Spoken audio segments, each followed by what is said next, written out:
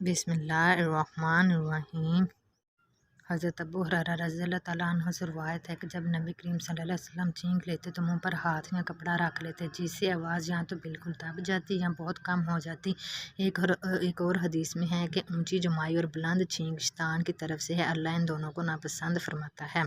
ایک مرتبہ کا ذکر ہے کہ ایک شخص کو آپ صلی اللہ علیہ وسلم کے سامنے چھینک ہوئی۔ آپ صلی اللہ علیہ وسلم نے قاعدے کے مطابق یرحمک اللہ کہا، ذرا دیر بعد اسے پھر چھینکی تو آپ صلی اللہ علیہ وسلم نے کچھ نہیں کہا بلکہ فرمایا اسے زکام ہے۔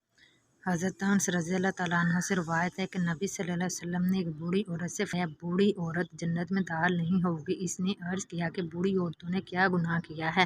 یہ عورت قرآن پڑھا کرتی تھی۔ آپ صلی اللہ علیہ وسلم نے فرمایا، کیا تم نے قرآن میں یہ نہیں پڑھا کہ ہم انہیں دوبارہ پیدا کریں گے، اس طرح کہ وہ نوجوان ہوں گی، ہم عمر ہوں گی اور ان کے دلوں میں اپنے شوہروں کی محبت کوٹ کوٹ کر بھری ہوگی۔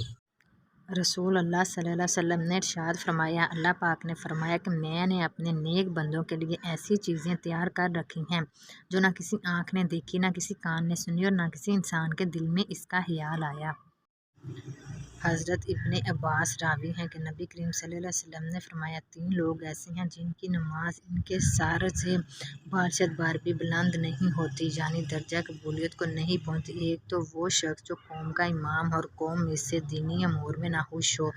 دوسرا وہ عورت جو اس حالت میں رات گزارے کہ اس کا خاوند اس کی نافرمانی میں اس کی جانب سے اپنے حق کی عدم ادائیگی کی وجہ سے خفا ہو، تیسرے ایسے دو بھائی جو آپس میں ناخوش ہوں۔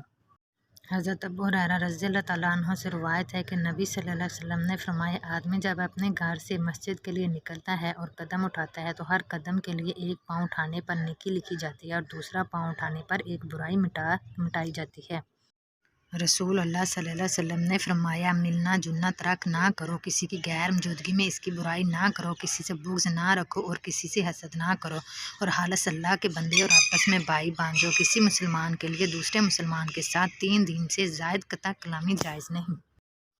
رسول اللہ صلی اللہ علیہ وسلم نے فرمایا، جس نے فجر کی نماز ترک کی اس کے چہرے سے نور ختم کیا جاتا ہے، جس نے ظہر کی نماز ترک کی اس کی روزی سے برکت ختم کر دی جاتی ہے، جس نے عصر کی نماز ترک کی اس کے بدن سے طاقت ختم کر دی جاتی ہے،